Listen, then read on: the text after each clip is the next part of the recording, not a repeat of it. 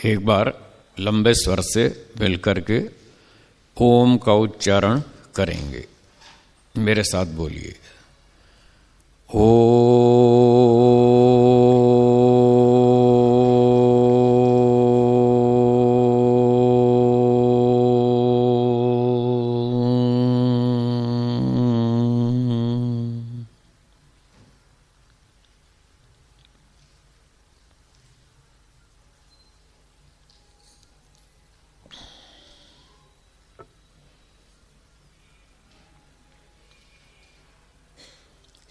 उपस्थित विद्वद्गण, धर्म प्रेमी सज्जनों, माताओं और बहनों, कल सायंकाल बातचीत आरंभ की थी।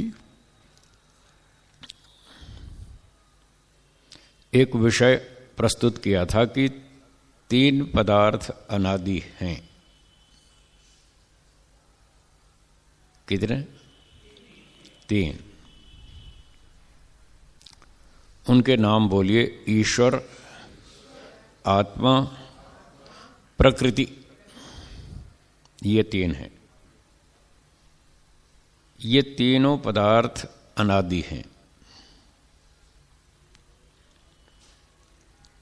अनादि का अर्थ है जिनका आदि न हो। क्या अर्थ है? जिनका आदि न हो। आदि शब्द का अर्थ है उत्पत्ति, रचना, निर्माण। तो अनादि का अर्थ हुआ जिनकी उत्पत्ति कभी नहीं हुई।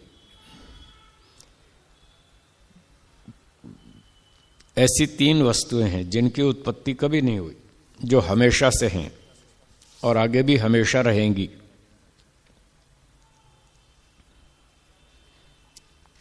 जो वस्तु उत्पन्न होती है वह नष्ट भी होती है। जो उत्पन्न नहीं होती वह नष्ट भी नहीं होती। ये मोटे मोटे नियम है, सब जानते हैं। तो 3 वस्तुएं ऐसी हैं जो उत्पन्न नहीं होती और ये तीनों नष्ट भी नहीं होती। बाकी सब उत्पन्न होती हैं और नष्ट होती हैं।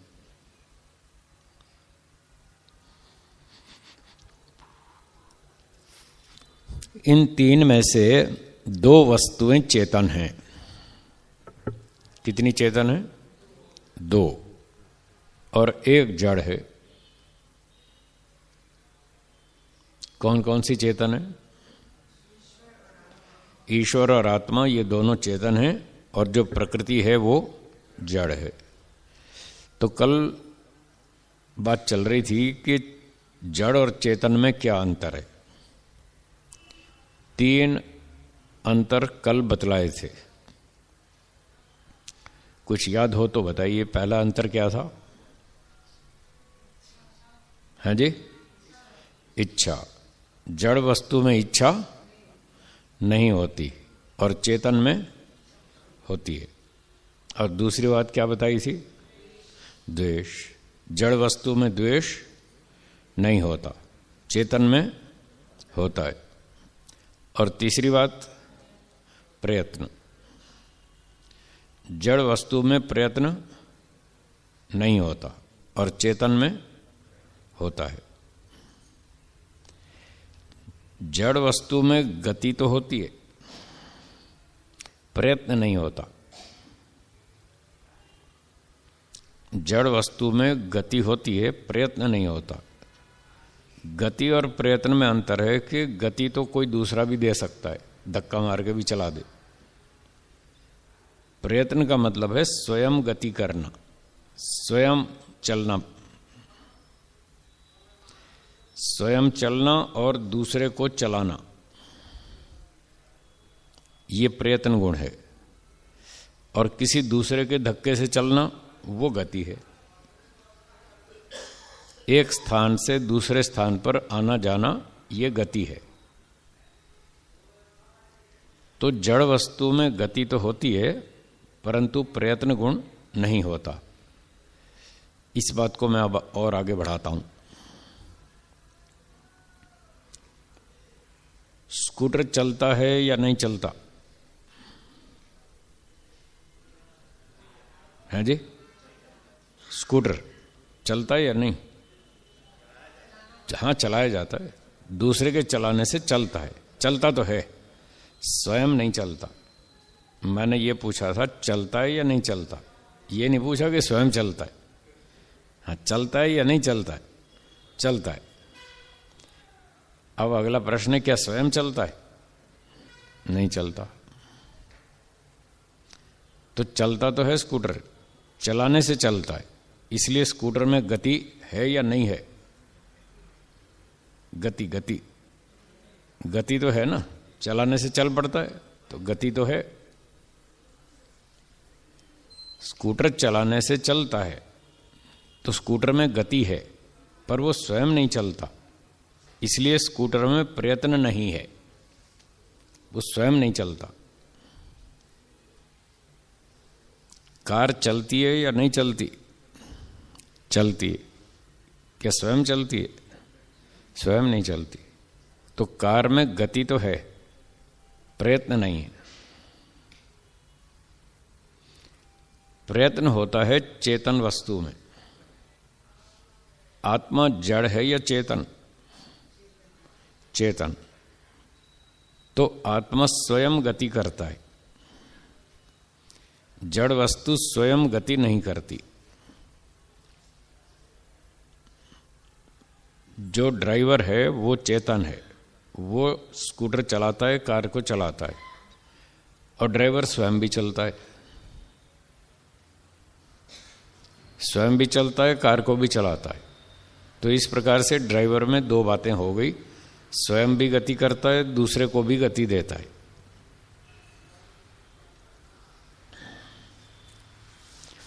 जो कार का ड्राइवर है वो है आत्मा।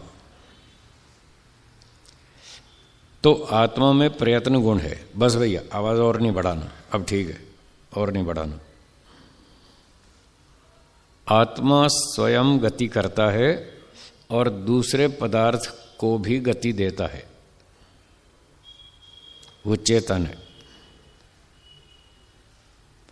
ईश्वर जड़ है या चेतन? चेतन। तो ईश्वर में प्रयत्न गुण है या नहीं है? है। क्या ईश्वर भी चलता है?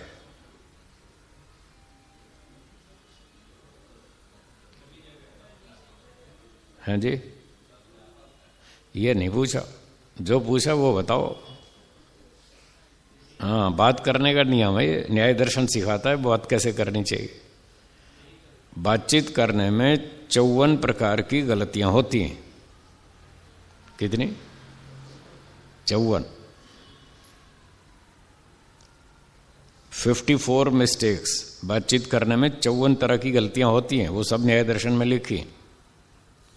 तो उन 54 में से एक गलती यह होती है कि जो बात पूछी जाए व्यक्ति उसका उत्तर नहीं देता, इधर उधर बोलता है। ये 54 में से एक गलती है। एक व्यक्ति ने पूछा लाल किला कहाँ है, दूसरे ने उत्तर दिया ताजमहल आगरा में। ये उत्तर ठीक है जी? गलत। ताजमहल नहीं पूछा, लाल किला पूछा, उत्तर लाल किले का देना चाहिए। लाल किला कहाँ पर है, ये उत्तर देना चाहिए। तो मैं फिर से प्रश्न बोलता हूं, ईश्वर स्वयं चलता है या नहीं चलता है जी? हाँ, अब उत्तर ठीक है ना, ये उत्तर देना चाहिए। चलता है या नहीं चलता? नहीं चलता, बात ठीक होगी। जब ये पूछा जाए क्यों नहीं चलता, तब ये उत्तर देंगे क्योंकि वो सर्वव्यापक है इसलिए नहीं चलता। तब ये तो अगले प्रश्न का उत्तर है, इसका नहीं है। तो अब सार क्या निकला? ईश्वर चलता है या नहीं चलता? नहीं चलता। क्यों नहीं चलता? क्योंकि वो सर्वव्यापक है। तो जब ईश्वर चलता ही नहीं तो फिर प्रयत्न गुण कहां हुआ? तो दो प्रकार का प्रयत्न भी बताया था, स्वयं चलना और दूसरे को चलाना। जैसे ड्राइवर कार को चलाता है, चेतन वस्तु जड़ वस्तु को चलाती है, तो ये जो चलाने वाला काम है ये भी प्रयत्न गुण है। दो प्रकार का प्रयत्न है, स्वयं चलना और दूसरे को चलाना। ईश्वर स्वयं तो नहीं चलता क्योंकि वो सर्वव्यापक है, उसको चलने के लिए जगह नहीं है।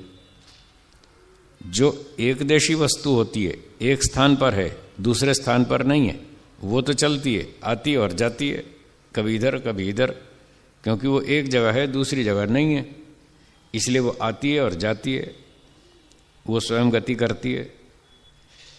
ईश्वर स्वयं गति नहीं करता क्योंकि वो सर्वव्यापक है, पहले से सब जगह पर है।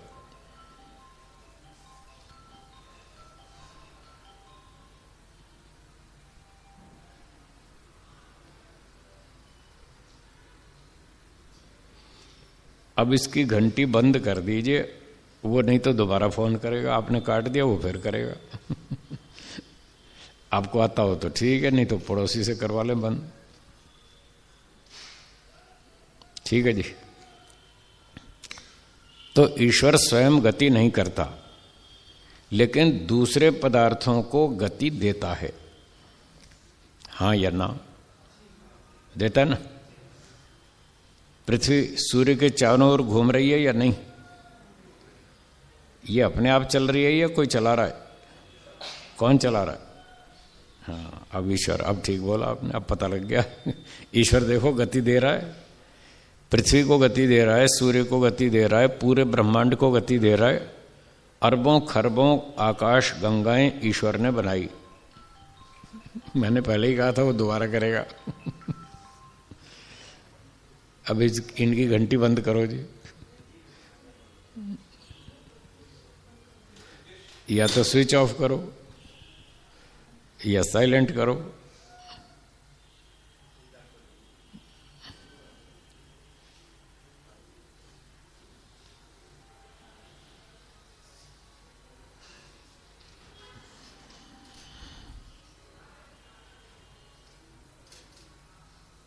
तो ईश्वर ने अरबों खरबों आकाश गंगाएं बनाई।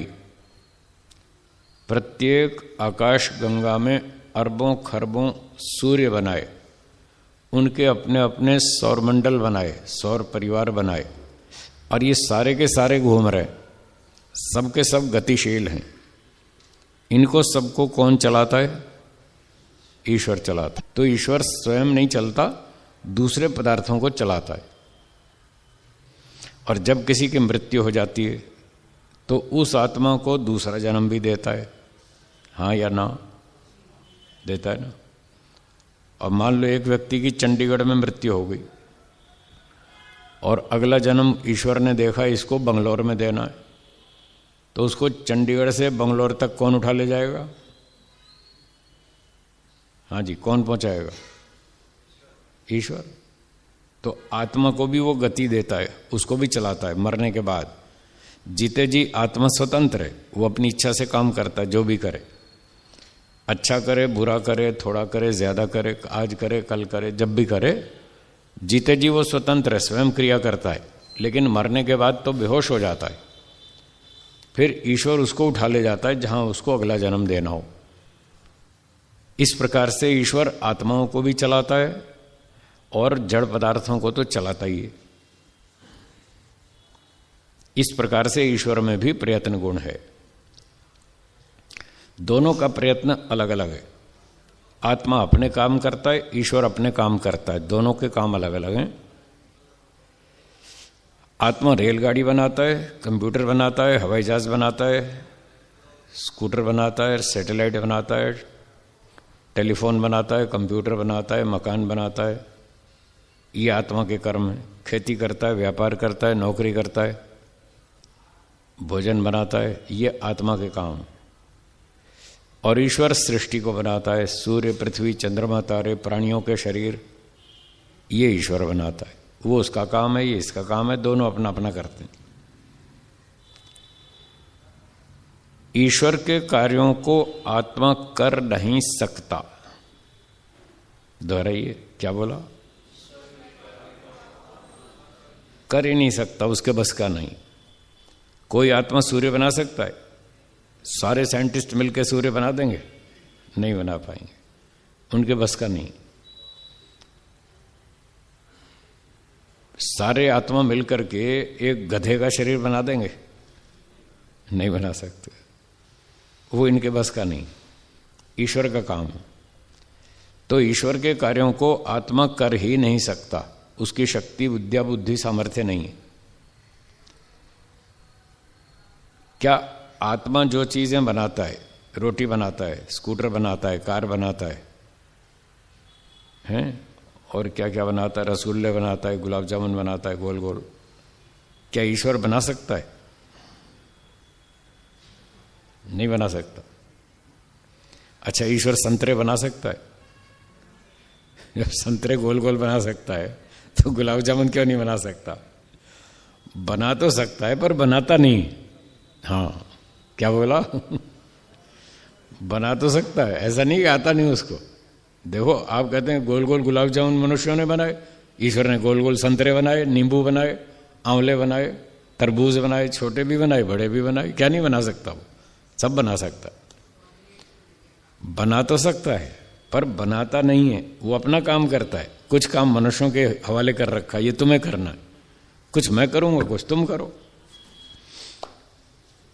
तो सारी बात का सार क्या हुआ कि ईश्वर मनुष्यों के काम कर सकता है पर करता नहीं है। हाँ जी, पकड़ में आई बात। ईश्वर मनुष्यों वाले काम कर तो सकता है परंतु करता नहीं है। उसने सीमा बना रखी है, भाई मैं यहां तक करूंगा, आगे का काम तुम करो। अब सारे काम ईश्वर करेगा तो हम क्या करेंगे? हमारे लिए कुछ बचा ही नहीं, सारा ही वो कर देगा। और जब सारा वो करेगा तो फिर हमें क्या मिलेगा? हमने कर्म ही नहीं किया तो फल क्या मिलेगा? आपको फल चाहिए या नहीं? फल चाहिए तो ऐसे फ्री में मिलेगा या कर्म करना पड़ेगा? तो कुछ तो काम छोड़ना चाहिए ना ईश्वर को हमारे लिए भी। इसलिए कुछ काम हमारे लिए छोड़ दिए कि भाई ये तुम कर सकते हो, करो। रेल बनाओ, हवाई जहाज बनाओ, स्कूटर बनाओ, कार बनाओ, भोजन बनाओ, खेती करो, व्यापार करो, बिल्डिंग बनाओ, ये काम तुम करो, अपना काम करो और फल भोगो। और कुछ काम मैं कर लूंगा जो तुम्हारे बस के नहीं है, तुम कर नहीं सकते, वो मैं कर लूंगा, वो ईश्वर कर लेता है। किसान खेत में गेहूं का बीज बो सकता है और बोता भी है, हाँ या ना? अब बीज तो बो दिया, पानी भी डाल दिया, हल भी चला दिया, उस बीज से अंकुर फूटेगा। अंकुर फोड़ना, पौधा बनाना, उसकी शाखाएं बनाना, पत्ते बनाना, फिर उस पर फसल लगाना, ये कौन करेगा? ये ईश्वर करेगा। तो कुछ काम मनुष्य करता है, कुछ ईश्वर करता है। मनुष्य बीज बोता है, ईश्वर पौधा बनाता है। फिर मनुष्य हल चलाता है, पानी डालता है, ईश्वर उसमें फसल लगाता है। ऊपर से सूरज बना रखा है, उसकी धूप भी मिलती रहती है। फिर जब फसल बन जाती है तो फसल काटना किसका काम? काटना मनुष्यों का काम। तो फसल काट के घर ले जाना, उसको कूटना, पीसना, फिर आटा बनाना, फिर आटे की रोटी बनाना, ये किसका काम? ये मनुष्यों का काम। फिर रोटी बन गई, अब उसको खाना किसका काम? मनुष्यों का काम। अब रोटी खा ली, नमस्ते जी, नमस्ते नमस्ते, आइए बैठिए।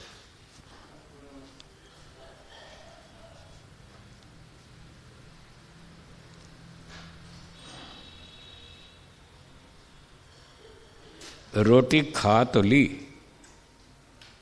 अब इसको पचाने का किसका काम? हम पचा सकते हैं? हमको रोटी पचानी आती है? आती है या नहीं? नहीं आती। ये कौन करता है? ये ईश्वर करता है। रोटी को पचाना, उसकी 7 धातुएं बनाना आगे के काम है। आयुर्वेद में लिखा है हम जो भोजन खाते हैं उसकी 7 धातुएं बनती हैं, 7 वस्तुएं निर्मित होती हैं शरीर में। रस, रक्त, मांस, मेद, मज्जा, अस्थि, वीर्य, ये 7 धातुएं कौन बनाता है? ये ईश्वर बनाता है। तो कुछ काम हमारा है, कुछ उसका है। हम अपना करते हैं, वो अपना करता है। दोनों में प्रयत्न गुण है। ठीक हो गया? तो अब सार क्या निकला? प्रकृति जड़ है या चेतन? प्रकृति जड़ है। आत्मा जड़ है या चेतन? चेतन। ईश्वर जड़ है या चेतन? चेतन। तो 3 पहचान हो गई।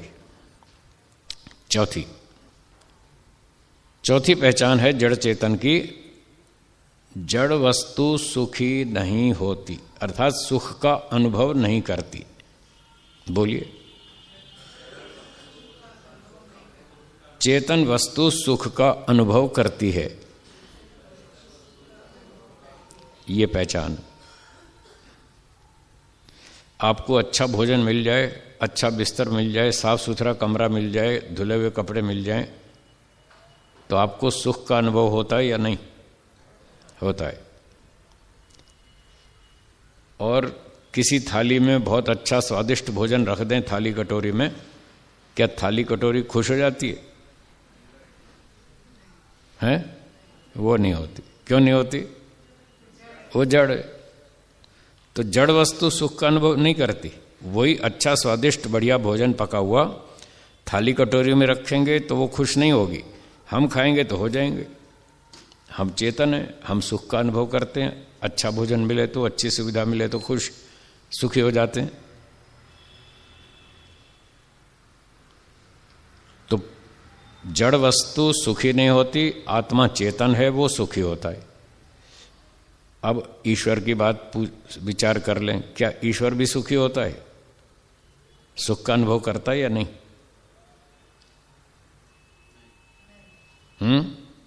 नहीं करता।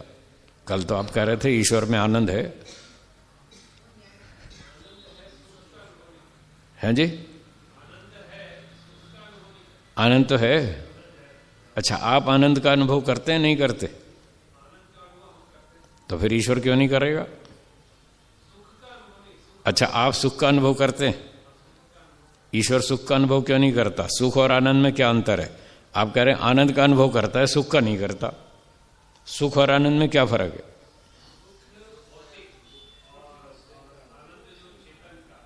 हैं? अच्छा, सुख की परिभाषा बताइए, सुख किसे कहते हैं?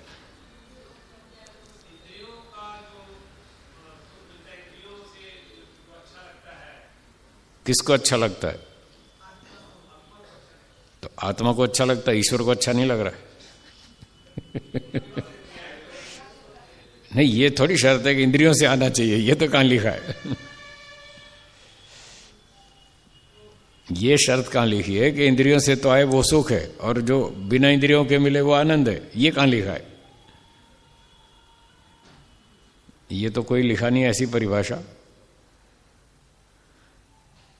सुख और दुख की परिभाषा सुनिए, फिर आपकी यह समस्या हल हो जाएगी।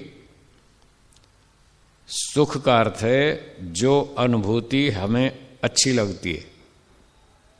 क्या बोला? जो अनुभूति हमें अच्छी लगती है उसका नाम है सुख, उसी का नाम है आनंद। क्या आनंद अच्छा नहीं लगता? तो दोनों की एक ही बात है, सुख कहिए आनंद कहिए, एक ही बात। ये दोनों पर्यायवाची शब्द हैं। तो सुख या आनंद एक ही वस्तु है। जो अनुभूति हमें अच्छी लगती है उसका नाम सुख अथवा आनंद है। उसका सोर्स कोई भी हो सकता है, स्रोत उसका कोई भी हो सकता है। हमें अच्छी लग रही है, बस इसका नाम है आनंद अथवा सुख। और दुख की परिभाषा, जो अनुभूति हमें अच्छी नहीं लगती, बोलिए, उसका नाम दुख है। सुख उसका नाम है जो अच्छा लगता है, दुख उसका नाम है जो अच्छा नहीं लगता। जिसे हम भोगना चाहते हैं वो सुख है, जिसे नहीं भोगना चाहते वो दुख है।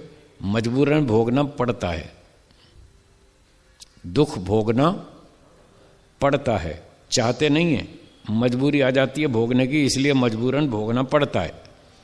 कोई व्यक्ति जेल में जाना चाहता है, हाँ या ना? फिर भी जाना पड़ता है। कोई सुअर, कुत्ता, गधा, हाथी, बंदर, सांप, बिच्छू बनना चाहता है? नहीं चाहता, फिर भी बनना पड़ता है। ये तो मजबूरन। क्यों मजबूरी आ गई? क्योंकि घोटाले किए, इसलिए मजबूरी आ गई भोगने की। इसलिए दुख भोगना पड़ता है। पहले गलतियां करी हैं, इसलिए दुख भोगना पड़ता है। हमारे ऊपर एक प्रशासक है जो हमारी सारी कर्म फल की व्यवस्था करता है। उसने हमको कानून भी बता रखा है और दंड व्यवस्था भी बता रखी है कि ये कानून है, ये दंड है। कानून का पालन करो तो इनाम मिलेगा, उल्लंघन किया तो दंड मिलेगा। अब हम स्वतंत्र हैं, पालन करें या ना करें। जब कानून का पालन करते हैं तो सुख मिलता है, वो नियम है, और जब कानून तोड़ते हैं तो दंड मिलता है, वो दुख आता है, वो दूसरा नियम है।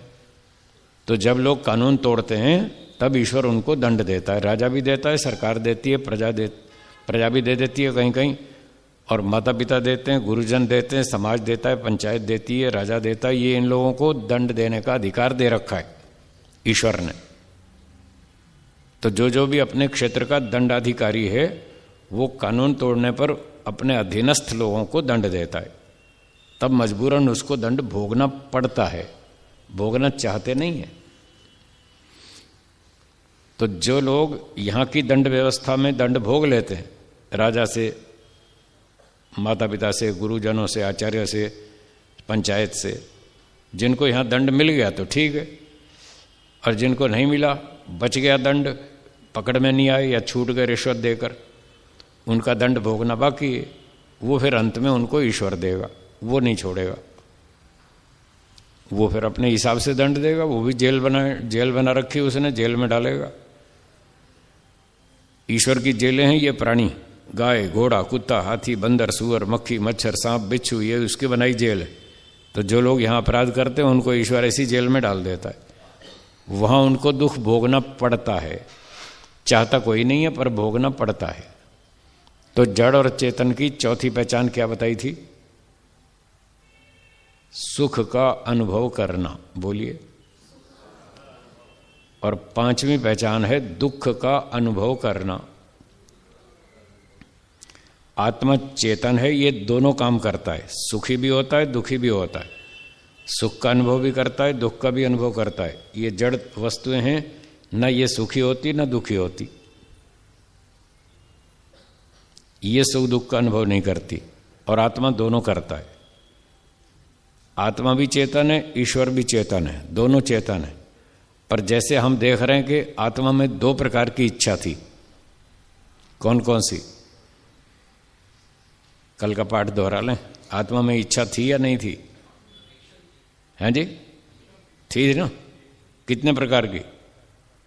दो प्रकार की। कौन कौन सी? स्वार्थ की इच्छा और परोपकार की इच्छा, दो तरह की थी। और ईश्वर में थी या नहीं इच्छा? परोपकार की एक इच्छा थी, दोनों नहीं थी। तो आत्मा और ईश्वर दोनों चेतन है, फिर भी इन दोनों में थोड़ा अंतर भी है।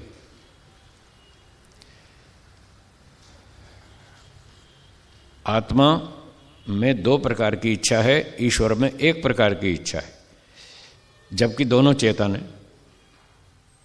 ऐसे ही चौथा लक्षण जो बताया था चेतन और जड़ में, जड़ वस्तु सुख का अनुभव नहीं करती और चेतन वस्तु सुख का अनुभव करती है। तो आत्मा भी सुख का अनुभव करता है, ईश्वर भी सुख का अनुभव करता है। उसको आप सुख कहें या आनंद कहें, एक ही बात। ऋषि लोग सुख और आनंद को पर्यायवाची शब्द मानते हैं।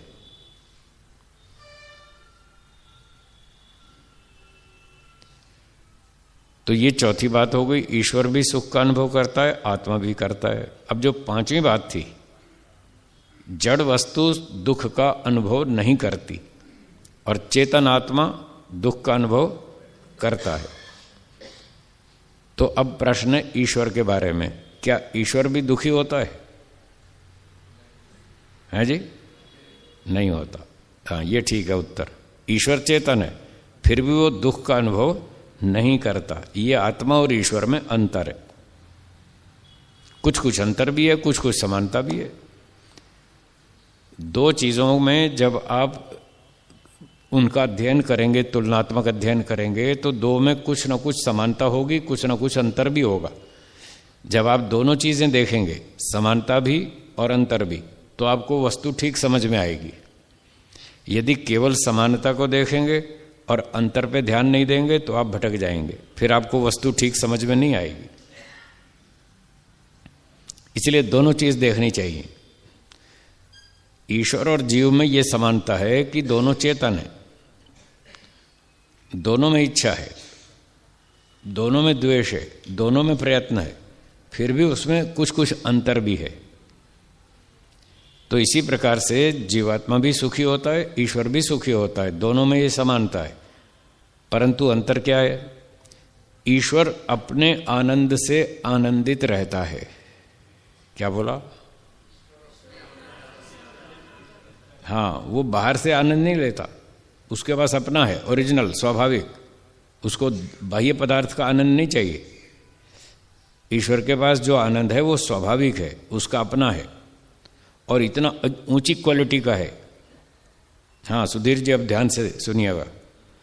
ईश्वर का जो आप आनंद कह रहे थे और ये कह रहे थे कि ईश्वर आनंद का अनुभव तो करता है, सुख का नहीं करता, उस बात को इस तरह से समझना चाहिए। ईश्वर का आनंद बहुत ऊंची क्वालिटी का है, प्रकृति का आनंद बहुत घटिया क्वालिटी का है, ये फर्क है। पर शब्द की दृष्टि से दोनों को आनंद कहेंगे, दोनों को सुख कहेंगे, ऐसा ऋषि लोग मानते हैं। प्रकृति में भी सुख है, ईश्वर में भी सुख है, दोनों में है, परंतु प्रकृति अपने सुख का अनुभव नहीं करती। क्यों नहीं करती? वो जड़ है, सुख है उसमें, पर वो बेचारी जानती नहीं कि मेरे अंदर सुख है, वो जानती नहीं, जड़ है।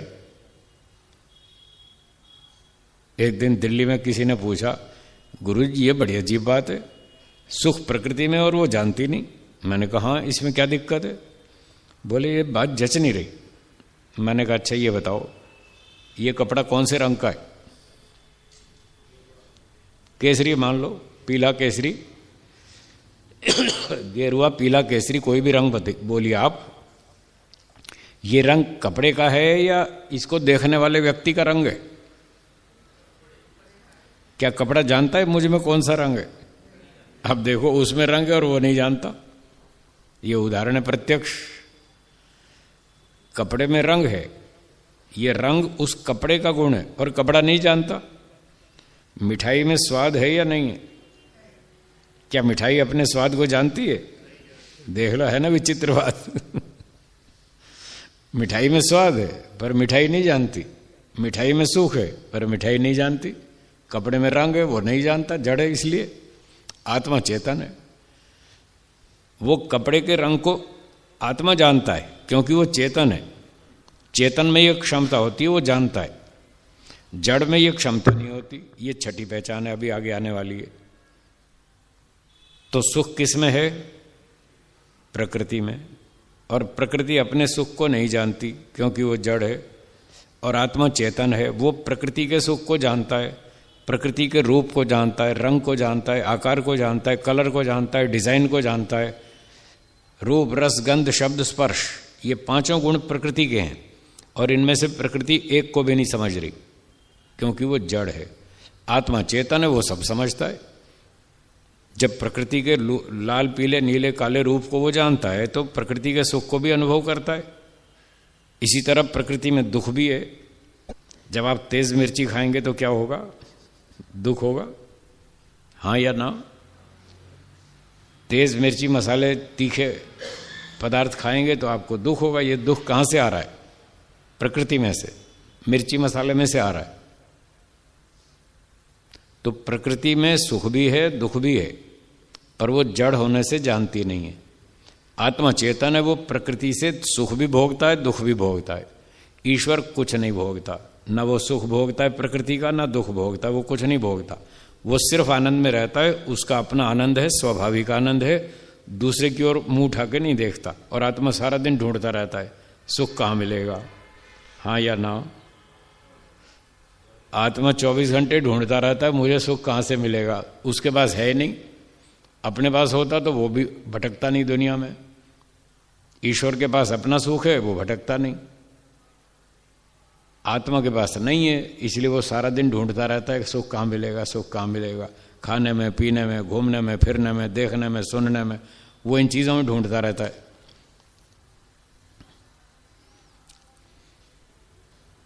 ठीक है, तो चौथी पहचान सुख का अनुभव करना। आत्मा सुख का अनुभव करता है, अपने सुख का नहीं, अपना सुख है ही नहीं, प्रकृति से लेता है या ईश्वर से लेता है, दोनों में सुख है। कभी प्रकृति का सुख भोगता है, कभी ईश्वर का। संसार में आता है तो इंद्रियों से वो प्रकृति का सुख भोगता है, जब मोक्ष में जाता है तो ईश्वर का आनंद लेता है, उसके पास अपना आनंद नहीं है। और पांचवी पहचान क्या थी? दुख का अनुभव करना। वो प्रकृति में से दुख का अनुभव करता है, आत्मा में अपना दुख भी नहीं है, न सुख है न दुख, दोनों में से कुछ भी नहीं है आत्मा के पास। क्यों नहीं है? इसके पीछे एक नियम है कि जो गुण, बोलिए, जो गुण जिस वस्तु में स्वभाव से होता है वह गुण उस वस्तु को कभी नहीं छोड़ता। जैसे गर्मी अग्नि का स्वाभाविक गुण है, ये उदाहरण है। गर्मी अग्नि में है या नहीं है? उसकी अपनी है या बाहर से उधार लेती है? अपनी है। क्या गर्मी अग्नि को छोड़ देगी? कभी नहीं छोड़ेगी, उसका अपना गुण है स्वाभाविक। तो नियम है कि जो जिस पदार्थ का अपना गुण होता है, स्वाभाविक गुण होता है, वो उस पदार्थ को कभी नहीं छोड़ता। इसी तरह से ईश्वर में आनंद है, वो उसका अपना है या बाहर से लेता है? अपना है, इसलिए वो 24 घंटे आनंद में रहता है, हमेशा आनंदित रहता है, हमेशा सुखी रहता है, और उसकी क्वालिटी बहुत ऊंची है सुख की। इसलिए वेदों में लिखा है रसेन तृप्तः, आनंद से तृप्त है, 100% पूरा आनंदित है। न कुतश्चनो न, कोई कमी नहीं उसमें, किसी भी चीज की नहीं है, आनंद की भी कमी नहीं, ज्ञान की, बल की, न्याय की, दया की, सेवा की, हजारों गुण है ईश्वर में, एक भी कमी नहीं है। पर जीवात्मा में अपना आनंद नहीं है। यदि अपना आनंद होता तो 24 घंटे सुखी रहता, जैसे ईश्वर सुखी रहता है 24 घंटा। क्या हम 24 घंटा सुखी रहते हैं? हाँ या ना? नहीं रहते ना। कभी सुख आता है फिर छूट जाता है। छूट जाता है मतलब हमारा नहीं है, स्वाभाविक नहीं है।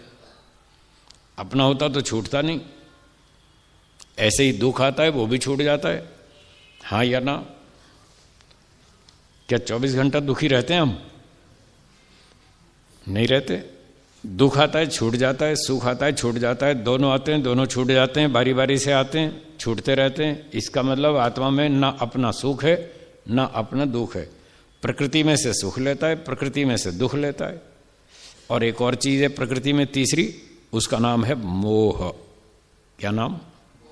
मोह, मूर्खता, नशा, नींद, आलस्य, पागलपन, यह भी प्रकृति में से आता है, जीवात्मा का नहीं है। ये जो प्रकृति है, जड़ पदार्थ, इसमें कुल मिलाकर 3 प्रकार के पार्टिकल्स हैं। स्मॉलेस्ट पार्टिकल, सबसे छोटे कण, सबसे छोटे परमाणु 3 प्रकार के। उनके नाम बोलिए। सत्वगुण, रजोगुण, तमोगुण। ये आपने सुन रखे नाम, सुने ना? सत्व, रज और तम। सत्वगुण सुख देता है, उसकी प्रॉपर्टी है सुख। और रजोगुण दुख देता है। और तमोगुण मूर्ख बनाता है, वो नशा पैदा करता है, पागल बनाता है, नींद लाता है, आलस्य लाता है। तमोगुण का ये काम है। एक व्यक्ति ने खूब शराब पी ली, बोलिए नशा आएगा या नहीं? आ जाएगा ना। ये तमोगुणी पदार्थ है।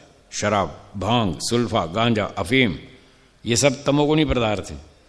इनके खाने पीने से आदमी को नशा आ जाता है और वो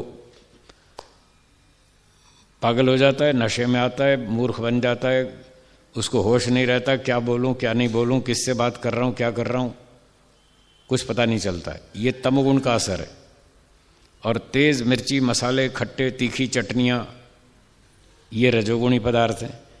इनके खाने से चंचलता आती है और जलन होती है, दर्द होता है, दुख होता है, बेचैनी होती है। ये रजोगुण का काम है।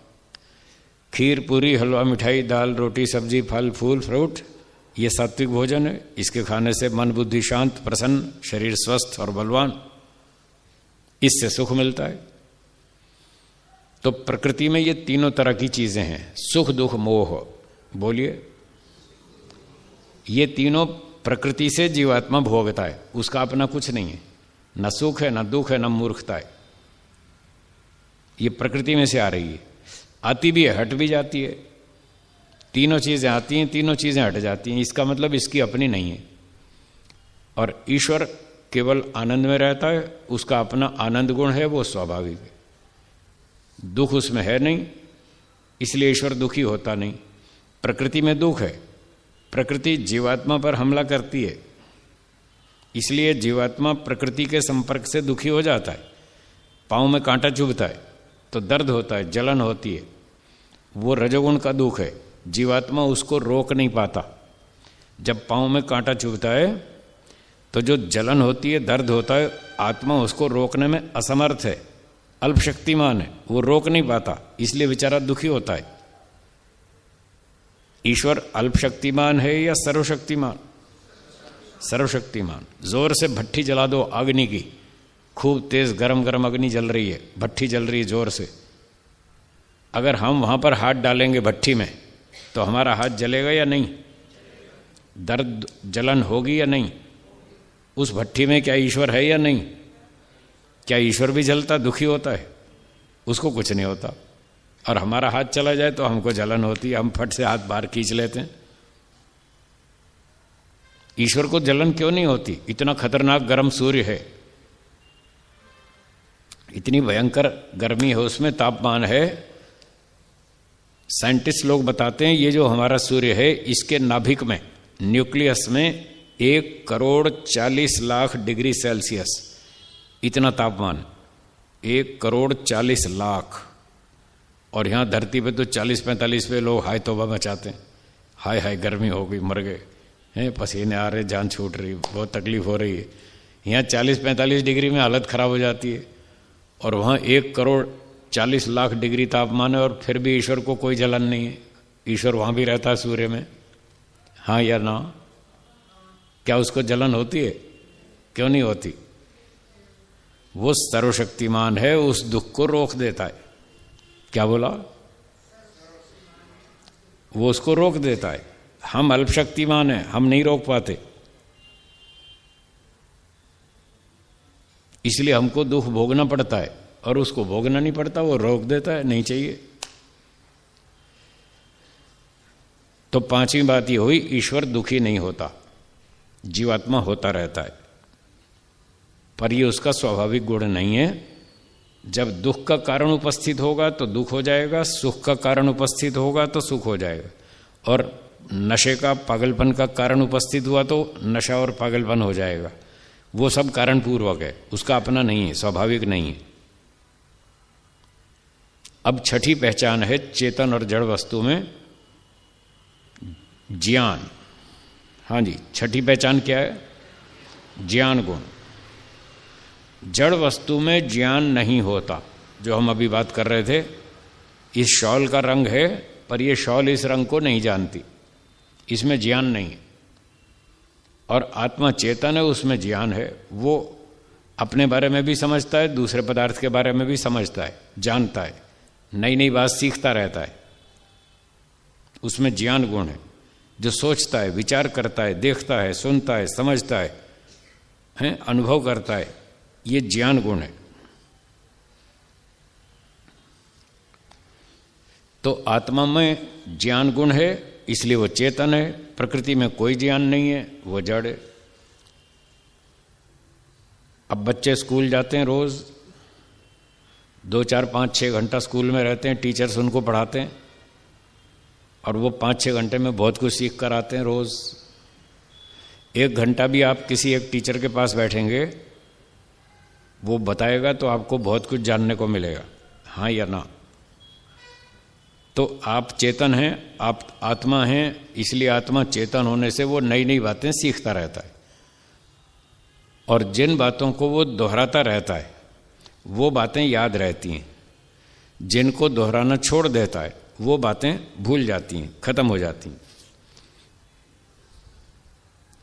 आपने स्कूल में बचपन में जो पढ़ाई की थी, दूसरी, तीसरी, चौथी, पांचवी कक्षा में जो सिलेबस पढ़ा था, उसमें से कुछ याद है या भूल गए?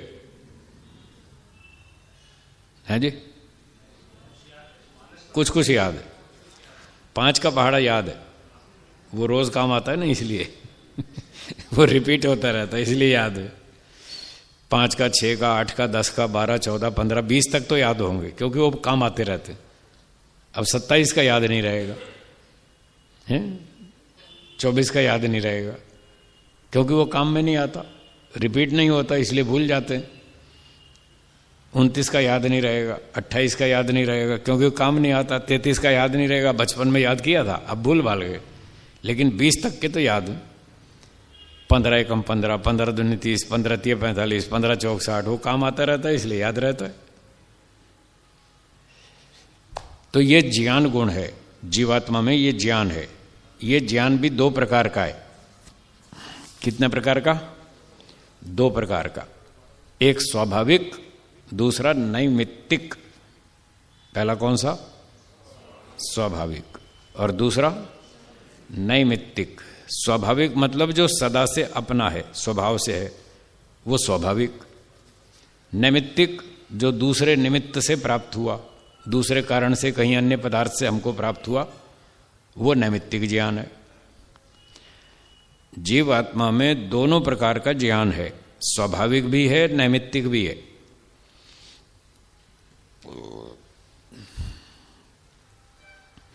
जो हम माता पिता से सीखते हैं बचपन से, छोटे बच्चे को माता पिता सिखाना शुरू करते हैं, हाँ बेटा देखो, ये आंख है, ये कान है, ये दांत है, ये नाक है, ये सिर है, ये हाथ है, ये अंगूठा है। सिखाते नहीं बचपन से, यहीं से शुरू करते हैं। दादा, नाना, चाचा, ताता, बोलो, ऐसे नाम बोलो, बोलना शुरू करता है। वो सुनता जाता है, सीखता जाता है, बोलता जाता है।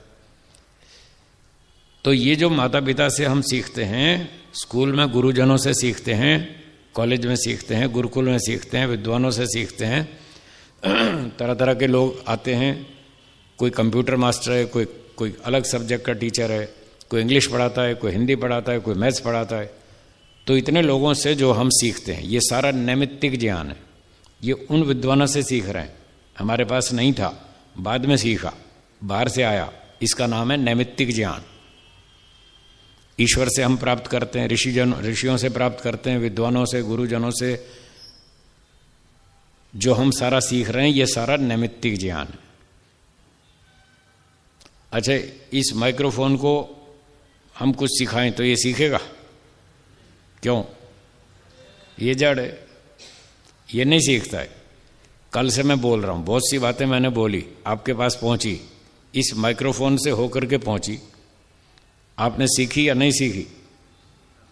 सीखी ना। इसने एक अक्षर भी नहीं सीखा। आप चेतन है, ये जड़ है। चेतन वस्तु सीखती है, जड़ वस्तु नहीं सीखती। अब कितने ही लोग आते हैं इस माइक पर, कितने ही प्रवचन होते हैं, पर ये एक अक्षर भी नहीं सीखता। प्रकृति जड़ है या चेतन है जी? जड़। ईश्वर जड़ है या चेतन? चेतन। ईश्वर में ज्ञान है या नहीं है? अपना स्वाभाविक है या नैमित्तिक है? स्वाभाविक है। थोड़ा या पूरा? ईश्वर के ज्ञान में कोई भ्रांति है या नहीं है? कोई संशय है या नहीं? उसका ज्ञान शुद्ध है या नहीं है? शुद्ध है। ईश्वर का ज्ञान संपूर्ण है, कंप्लीट है, कन्फर्म है, करेक्ट है, भ्रांति रहित, संशय रहित, उसका पूर्ण ज्ञान। और अपना स्वाभाविक, ईश्वर का ज्ञान स्वाभाविक है, वो किसी से कुछ नहीं सीखता। उस सर्वज्ञ ईश्वर के साथ ये इतनी लंबी चौड़ी प्रकृति उसके साथ रहती है या नहीं रहती? रहती है। अच्छा, बच्चे माता पिता के पास रहते हैं और रोज नई नई बात सीखते हैं, और ये प्रकृति सर्वज्ञ ईश्वर के पास रहती है, करोड़ों साल के अनादिकाल से रह रही है। क्या प्रकृति ने कुछ सीखा? कुछ नहीं सीखा आज तक। असंख्य वर्ष बीत गए, अनादिकाल से प्रकृति सर्वज्ञ परमात्मा के साथ रहती है, एक भी अक्षर नहीं सीखा। क्यों नहीं सीखा? क्योंकि ये जड़ है। जड़ का मतलब है जिसमें स्वाभाविक ज्ञान ना हो। हाँ जी, क्या बोला? प्रकृति में स्वाभाविक ज्ञान नहीं है, इसलिए कुछ नहीं सीखती। आत्मा सीखता है। क्यों सीखता है? उसमें स्वाभाविक ज्ञान है, इसलिए सीखता है वो। ये दोनों में अंतर है। इसलिए आत्मा चेतन है, उसमें कुछ थोड़ा सा स्वाभाविक ज्ञान है, जिसके कारण वो नैमित्तिक ज्ञान को प्राप्त कर लेता है। प्रकृति में वो स्वाभाविक ज्ञान नहीं है, इसलिए वो नैमित्तिक ज्ञान को प्राप्त नहीं कर पा रही। सर्वज्ञ परमात्मा के साथ रहकर भी कुछ नहीं सीख पाई आज तक, एक अक्षर भी नहीं सीखा। तो ये तीनों की चर्चा हो गई, प्रकृति, जीव और आत्मा, जीवात्मा और ईश्वर। प्रकृति जड़ है, उसमें ज्ञान जीरो, शून्य, कुछ भी नहीं, स्वाभाविक भी नहीं, नैमित्तिक भी नहीं, कुछ भी नहीं। जीवात्मा चेतन है, उसमें स्वाभाविक ज्ञान भी है, नैमित्तिक भी है। स्वाभाविक ज्ञान होने के कारण ही वो नैमित्तिक ज्ञान को भी प्राप्त कर लेता है। और ईश्वर का ज्ञान स्वाभाविक है, वो संपूर्ण है, उसमें ज्ञान में कोई कमी नहीं, इसलिए वो बाहर से कुछ भी नहीं सीखता, उसको आवश्यकता नहीं। हाँ, सिखाता जरूर है। ईश्वर ने 4 वेद का ज्ञान दिया सृष्टि के आरंभ में, 4 ऋषियों को 4 वेदों का ज्ञान दिया, और उस ज्ञान को ऋषियों ने ईश्वर से प्राप्त किया। फिर ऋषियों ने दूसरे मनुष्यों को पढ़ाया, उन्होंने आगे पढ़ाया, उन्होंने आगे पढ़ाया, वो क्रम आज तक चल रहा है। इसलिए हमको विद्वानों के पास, गुरुजनों के पास जाना पड़ता है सीखने के लिए। अब ज्ञान हम सीखते हैं, अच्छा अच्छा सीखते हैं। कई लोग खराब भी सीख लेते हैं, कोई चोरी करना सीख लेता है, जेब काटना सीख लेता है। जेब काटना भी एक कला है, हाँ या ना? सब लोग नहीं जानते जेब काटना। आपको पता है जेब कैसे कटती है जी? काटा नहीं ना, कोई बात नहीं, फिर भी सीखना चाहिए। जेब काटना एक कला है, वो आपको पता होनी चाहिए जेब कैसे कटती है। सीखना तो चाहिए। इसलिए नहीं सीखना कि दूसरे की जेब काटनी है, इसलिए नहीं, अपनी जेब बचानी है, इसलिए सीखना चाहिए। अगर आपको नहीं मालूम जेब कैसे कटती है तो आपकी जेब कट जाएगी, आपको पता ही नहीं चलेगा। फिर घर आएंगे, कहेंगे अरे आज तो मेरी बस में जेब कट गई, मेरा मोबाइल चोरी हो गया, क्योंकि आपको पता ही नहीं जेब कैसे कटती है। ठीक है, तो वो सीखना चाहिए जेब कैसे कटती है। मुझे 40 साल हो गए, मेरी जेब नहीं कटी आज तक। मैं ट्रेन में घूमता हूँ, देश भर में घूमता हूँ, ट्रेन में घूमता हूँ, बस में घूमता हूँ, फ्लाइट में जाता हूँ, बाजार में जाता हूँ, मेरी जेब नहीं कटती आज तक। मुझे पता है जेब कैसे कटती है, आपको नहीं पता, आप कटवा क्या होगे देखना। आप भी सीख लो जेब कैसे कटती है। 40 साल में मेरा बैग चोरी नहीं हुआ आज तक, ट्रेन में, बस में मेरी कभी जेब नहीं कटी, मेरा कोई मोबाइल नहीं खोया आज तक। क्यों? मुझे पता है चोरी कैसे होती है, जेब कैसे कटती है, माल कैसे गायब होता है, मुझे सब पता है, तो मैं सावधान रहता हूं। आपकी जेब कटी या नहीं कटी? किसी की कटी ना? हाँ, आपको पता नहीं था इसलिए कट गई। अब आज सीख लो कैसे जेब कटती है, सिखाऊं?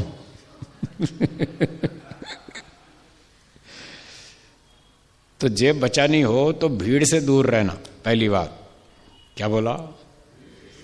जेब कटती है भीड़ में, मेले में, जहाँ भीड़ भाड़ होती है, बस में, ट्रेन में, जहाँ भीड़ इकट्ठी होती है ना, तो वहाँ जेब कतरे उस भीड़ का फायदा उठाते हैं।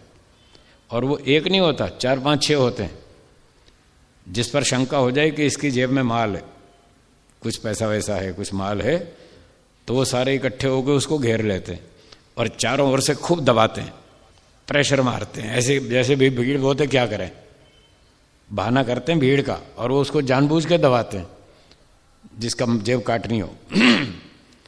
और फिर उसको जोर से दबाते हैं। जब दबाते हैं चारों ओर से तो वो बेचारे का ध्यान इधर उधर हो जाता है, भीड़ से बचने के चक्कर में उसका ध्यान इधर उधर होता है। उन 6 में से एक आदमी जेब काट लेता है, वो सामान निकाल लेता है, और जो निकाल लेता है वो दूसरे को पास ऑन करता है, अपने पास नहीं रखता है। उनका पूरा गैंग होता है, वो दूसरे को देता है, दूसरा तीसरे को देता है, चौथा बस से उतर जाता है। अब तुम ढूंढते रहो, माल तो गया। फिर उसको पता लगता है अरे मेरी तो जेब कट गई, इसकी तलाशी लो बस की। अब लेते रहो तलाशी, माल तो मिलेगा नहीं, जिसने माल लिया वो तो उतर गया। मोड़ पे आते ही उतर जाता है फटाफट, बस को ले जाओ थाने में, पूरी चेकिंग कर लो, माल मिलेगा नहीं। ऐसी जेब काटी जाती। सामान की चोरी ऐसे होती है, आप स्टेशन पर खड़े हैं और दो आदमी बात कर रहे हैं, बैग यहां रखा है, वो बात इधर कर रहे हैं, पीछे से आएगा माल, पीछे से गायब। तो बस में लिखा है कि नहीं अपने सामान की सुरक्षा यात्री स्वयं करें, लिखा है या नहीं? लिखा है ना?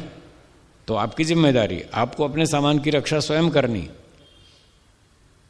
जब भी रेलवे स्टेशन पर खड़े हों जहां पर भीड़ भाड़ ज्यादा होती है, दिल्ली, बंबई आदि आदि ऐसे नगरों में, तो वहां जेब कतरे, सामान चोर बहुत होते हैं और वो बस यही नजर रखते हैं भी किसका माल रखा है, कहाँ रखा है, किसकी नजर कहाँ है। इसकी नजर इधर हुई और पीछे से माल गायब। इसलिए अपने सामान को संभाल के रखें। कैसे संभाल के रखें? उसको चिपका के रखें अपने साथ, ऐसे ऐसे चिपका के रखें, पता तो चले, जब कोई उठाए तो पता तो चले हाँ कोई घसीट रहा है। नहीं तो आपका सामान यहाँ रखा है, आप इधर मुंह करके बात कर रहे हैं, पीछे से सामान गायब हो जाएगा। तो जब भी बातचीत करें सामान को अपने सामने रखें, पीछे नहीं, सामने रखें और बैग को यूं टांग चिपका के रखें, फिर माल चोरी नहीं होगा। और रात को ट्रेन में सोएं तो ताला लगा के सोएं, चेन लगा के सोएं, तो काफी सुरक्षा रहेगी। ठीक है, समझ में आया? तो ये भी कलाएं होती हैं, इनको भी जानकारी होनी चाहिए ताकि हम अपनी रक्षा कर सकें। इसलिए हमें किसी का बैग चोरी नहीं करना, किसी की जेब नहीं काटनी, पर अपना माल की सुरक्षा तो करनी है, इसलिए ये सब पता होना चाहिए। तो बात चल रही थी ज्ञान की। ईश्वर का ज्ञान संपूर्ण है, जीवात्मा सीखता रहता है, उसका ज्ञान नैमित्तिक है। और जब ज्ञान ठीक होता है तो अब कर्म की बात शुरू होती है। जिसका ज्ञान ठीक होता है उसका कर्म भी ठीक होता है। जिसके ज्ञान में गड़बड़ है उसका कर्म भी गड़बड़ है। जैसे प्रकृति से सुख भी मिलता है, दुख भी मिलता है और मूर्खता भी, तीनों चीजें हमको मिलती हैं। तो हमें तीन में से क्या चाहिए? सुख, दुख, मोह, तीनों चाहिए या क्या चाहिए? सुख चाहिए। तो सुख कब मिलता है? ईश्वर ने बताया कि अच्छे काम करोगे तो सुख मिलेगा। तो एक व्यक्ति को सीखने को मिला, अच्छे काम करोगे तो सुख मिलेगा, उसका ज्ञान ठीक है।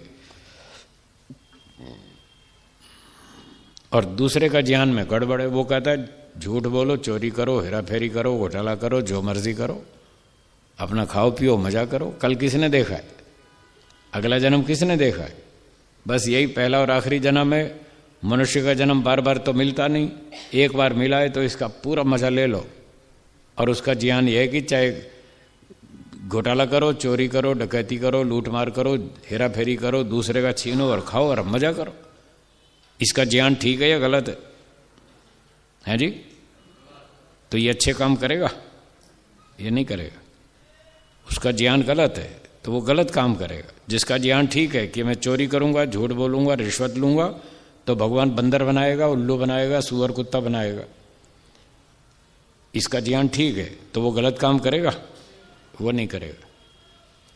आपके आस पड़ोस में कहीं कहीं बंदर दिखते हैं ना, बंदर है, घोड़ा है, गधा है, बैल है। इन प्राणियों को आप मामूली व्यक्ति मत समझना, ये पिछले जन्म के बड़े बड़े अफसर हैं। आप बंदर को देखें तो ये समझना कोई पिछले जन्म का डीएसपी है, वहां रिश्वत खाता था, आज बंदर बन के घूम रहा है। उसको डीएसपी समझना, ऐसे आम आदमी चालू वालू मत समझना।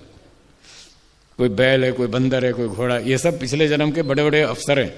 पिछले जन्म में इन्होंने घोटाले किए, भगवान ने इनको सुअर बैल घोड़ा बना दिया। अब आप समझते हैं तो ऐसे ही बेकार से। हाँ, इस जन्म में तो बेकार हैं पर पिछले जन्म के अफसर हैं ये लोग। वहां घोटाले किए, आज दंड भोग रहे हैं। तो इन प्राणियों को देखकर हम सीख सकते हैं कि हमने भी घोटाले किए तो हम भी ऐसे बन जाएंगे, बना दिए जाएंगे। ईश्वर हमको ऐसे ही बंदर, सुअर, कुत्ता, घोड़ा, हाथी, वृक्ष, वनस्पति बनाएगा। तो इन प्राणियों को देखकर हमें सीखना है कि हम बुरे काम नहीं करेंगे। तो जिसका ज्ञान ठीक है वो अच्छा काम करेगा, जिसके ज्ञान में गड़बड़ है वो घोटाला करेगा। ठीक है जी? तो जड़ चेतन का अंतर समझ में आ गया। प्रकृति, आत्मा और ईश्वर कुछ कुछ समझ में आ गया, बाकी तो बहुत लंबी बातें हैं, बाकी फिर आगे बताते रहेंगे।